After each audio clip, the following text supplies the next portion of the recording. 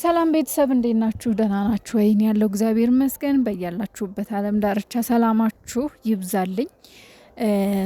እንግዲህ ዛሬ ጨረቃዎች መጥተዋል።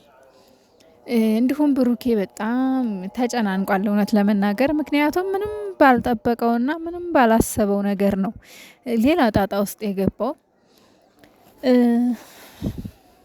እንዲሁም ለሀይሚዬ የሚያስተላልፈላት መልእክት አለ። እንዲሁም ደግሞ ልጅቷ መታ የተናገረችው ነገር አለ። በመጀመሪያ ማለት ነው ብሩኬ ለሀይሚ ጥሩ አመለካከት፣ መልካም አመለካከት፣ እጅግ በጣም ጀግና ባል፣ ጥሩ ፍቅረኛ፣ ጥሩ ክብር የምትሰጥ ልትደነቅ ልትወደስ የሚገባ የወደፊት የሀይሚ ባሏ ነህ። የኛ ደግሞ አማች። ይሄ ህልማችን ደግሞ መቼም እንደማይሰናከል አውቃለሁ። አንድ ቀን ይሆናል፣ አንድ ቀን እንደሚሆን እርግጠኛ ነኝ። ግን በየመሃላችሁ እየገባ ደንቃራ እንቅፋት የሚሆነው ነገር ያው በቅርቡ ይወገዳል ብዬ አስባለሁ። እንግዲህ ብሩኬ ለሀይሚዬ ምንድነው ያለው? ስለ ልጅቷም እኔ ያው የድሮ ፍቅረኛዬ ናት፣ የድሮ ጓደኛዬ ናት። ስለዚህ አሁን ላይ ምንም ነገር የለንም፣ አቁመናል። በሀይሚ ላይ ምንም ያደረግኩት ነገር የለም፣ ወይ ደግሞ በሀይሚ ላይ የደረግኳት ሴት አይደለችም። በሀይሚ ላይም እንደዚህ ማደርግ ሰውም አይደለሁም። እኔ ለሀይሚዬ እጅግ በጣም ፍቅር አለኝ፣ ጠልቅ የሆነ ፍቅር እንዳለ እናውቃለን። እንደ በደንብ አድርግ ፍንቅቅ ያለ ፍቅር እንደምትወዳትም እናውቃለን እኮ ሀይሚን። ፍቅር እኮ ከአይን ያስታውቃል እኮ ቤተሰብ አይደለም እንዴ? ፍቅር የሚኖር ነው። ገባችሁ? የሚኖር ነው ፍቅር የሚወራ ወይም ደግሞ እንደ ቃላቱ 3 ቃል ሳይሆን የሚኖር ነው። ፍቅርን ደግሞ እናንተ እየኖራችሁ አሳይታችሁናል። ይሄ በመሀል በሚገባ የትኛውም እውነተኛ ፍቅር ላይ እንደዚህ አይነት ደንቃራዎች ይመጣሉ። ምክንያቱም አንዳንድ አዛ የሆኑ ሰዎች እናንተ ተቀይራችሁ ሲያዋችሁ አይወዱ፣ ወይም ደግሞ የጣላችሁትን ሲያነሱባቸው አይወዱ። እና አሁንም ይቺ ሴትዮ ማለት ነው ከሀይሚዬ ጋር ጥሩ ፍቅር፣ ጥሩ መስመር ወደፊት በቃ ተለውጣችሁ ጥሩ ደረጃ እንደምትደርሱ ስለምታውቅ ነው ጎተት ብላ የመጣችሁ ማለት ነው። ጎታታ ማለት ነው ሴትዮዋ። ለምን?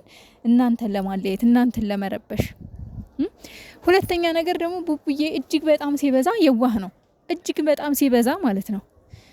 እሷ እንኳን አይደለም በአካል አግኝታት፣ በአካል ሳታገኛት እናንተን ለመለያየት የተቀነባበረ ወይም የድሮ ፎቶ የላከችላት ልጅ ናት። ስለዚህ በአካል መታ ከሷ ጥሩ ነገር እሰማለሁ ብለህ ማሰብህ ይሄ እጅግ በጣም የዋህነት ነው በእውነት ማለት ነው። ከሷ ይሄን መጠበቅ የለብን። እንደውም እሷ ማራቅ አለብህ እንጂ በጭራሽ እሷ ጥሩ ነገር ለሀይሚ ትነግርልኛለች ብለህ እሷን ይዘህ መምጣት አልነበረብህ። እና ሀይሚዬ አለ ምናልባት ተረጋግተሽ እንኳን ላታናግሪኝ ትችያለሽ፣ ግን እኔ እውነቱን የምነግርሽ ነገር ለአንቺ እውነተኛ ፍቅር አለኝ፣ ለአንቺ ትልቅ አክብሮት አለኝ፣ አንቺ ደስተኛ እንድትሆኚ የቻልኩትን ሁሉ አደርጋለሁ ብሎ መልእክት አስተላልፏል።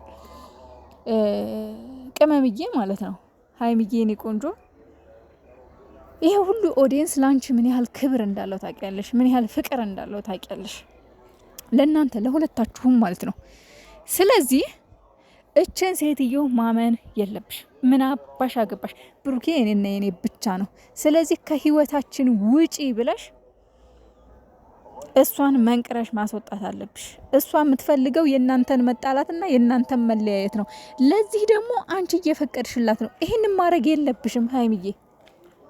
ብሩኬን ተረጋግተሽ አዳምጮ ለምን እንደዚህ አደረገ? እንዴት እንደዚህ ሊያደርግ ቻለ? ብሩኬ የእውነት በእኔ ላይ ሌላ ጓደኛ ይዞ ነው ወይ? የእውነት በእኔ ላይ ሌላ ፍቅረኛ ይዞ ነው ወይ? እኔን የማይወደኝ ከሆነ ደግሞ ለምን ከኔ ጋር ይኖራል?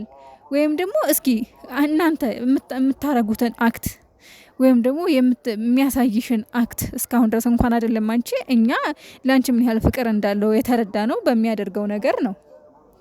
ስለዚህ ልጅቷን አንቺ ጀግና ነሽ፣ እናቅሻለን። ልጅቷን ማለት ነው በቅልጥም በቅዝምዝም በያት ስትመጣ ማለት ነው። ወይም ደግሞ ወሬ ስታቀብርሽ ምን አባሽ አገባሽ በያት፣ ምን አገባሽ በያት። ለምን ፊት የምትሰጫት ለምንድን ነው የምትፈቅጂላት በመሀላችሁ እንድትገባ? መፍቀድ የለብሽም ሀይሚዬ እንዴ። ለምንድን ነው ቦታ የምትሰጫት? ማንም እንዴ ሲጀመር እኮ እናንተ እኮ ብዙ ጠላት እንዳላችሁ እኮ ታውቃላችሁ ሁለታችሁም። ስለዚህ ብሩኬ ላንቺ ስለ ብሩኬ መጥፎ ነገር መተው ሲያወሩልሽ በመሀላችን ልትገቡ ነው፣ ልታጣሉ፣ ልታለያዩን ብላችሁ ያንን በመሀል ሊገባ የሞከረ ሰው መጥፎ ፊት አሳይታችሁ ከህይወታችሁ ለማስወጣት ሞክሩ እንጂ ያንን ሰው አምናችሁ ህይወታችሁን መበጥበጥ የለባችሁም እንዴ፣ የለባችሁም። ብሩኬም ደግሞ ስለ ሀይሚ የሆነ ነገር ሲመጣልህ በር መዝጋት መቻል አለብህ እንዴ። በሩን ካልዘጋችሁት ማንም ይዘጋላችሁ። በእናንተ መሀል ሊገባ የሚሞክር ሰው እናንተ ናችሁ ማስወጣት የምትችሉት። ግን በመሀላችሁ የሆነ ሰው በመጣ ቁጥር ያ ሰው ተደላድሎ እንዲቀመጥ ወይም ሀሳቡ ወይም ፍላጎቱ እንዲሳካ ካደረጋችሁ እናንተ እንግዲህ እኛ ምንም ማድረግ አንችልም። ስለዚህ እዚህ ላይ አሁን እኔ ትኩረት የማደርገው ሀይሚዬ ላይ ነው። ሀይሚዬ ብሩኬን ተነጋግረሽ ተረጋግተሽ አዳምጪው። በቃ ለምን እንደዚህ ሊያረግ ቻለ? እስቲ ቁጭ ብላችሁ አውሩበት።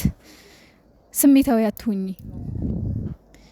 በእርግጥ ይሄ ነገር ማለት ነው እውነቱ እስኪወጣ ድረስ ምናልባት በመሀላችሁ ያልሆነ እንትን ሊፈጠር ይችላል። ሀይሚዬ እውነቱ እስኪገባሽ ድረስ ማለት ነው እስከምታውቂ ድረስ ይሄ ነገር ያጣላችኋል፣ ያለያያችኋል ብዬ በፍጹም አላስብም፣ አልፈራም። ለምን እውነተኛ ፍቅር እውነት ነው። ነገር ግን አንዳንድ ጊዜ ውሸት ለጊዜውም ቢሆን ህይወትን፣ ትዳርን፣ ቤትን ይበጠብጣል። ለጊዜውም ቢሆን ማለት ነው። ግን እውነት ደግሞ እውነት ነው። ራሷን ፈንቅላ ትወጣለች። ነገ ጧት እውነቱ ሲወጣ ልጅቷ ትዋረዳለች። ግን እስከዛውም ቢሆን ደግሞ ፊት መስጠት የለብሽም ሀይሚ። እውነቴን ነው። ወይ ምቀኛ።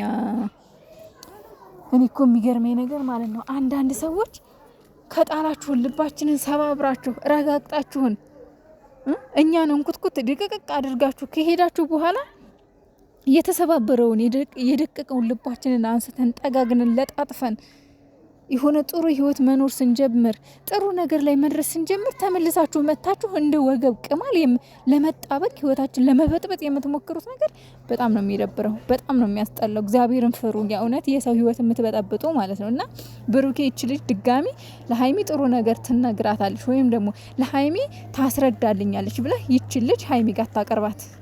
እንኳን አይደለም በአካል አግኝታት በስልክ እንኳን ቪዲዮ እያቀናበረች ወይም የቆየውን ቪዲዮ አዲስ እያስመሰለች እያወራች ነው። እንግዲህ አይታችኋል። ዛሬ ከሷ እንደ በስሚ ብሎ ይዟን መጥቶ ልጅቷ እኔና እሱ የኔና እሷ የድሮ ፍቅረኛሞች ነን እንጂ አሁን ምንም የለን ሲላል፣ አሁንም አለን እናንተ አሁንም አለን፣ ያላለቀ ጉዳይ አለ። ልሳንሽ ይዘጋና ማለት ነው። ስርዓት ይኑርሽ። ትረግጫለሽ። እኔ ዛሬ ከሚዲያ ጠፍቼ ነው ያልኩት ስለደበረኝ ነው። አንዳንዴ ዝም አይነቅዝ የሚባል ነገር ነው። ግን ማለት ነው ጨረቃ ፋሚሊ እንደማይተውሽ ታያቂያለሽ፣ ትረገጫለሽ። ስርዓት ይኑርሽ። ከነሱ ህይወት ውጪ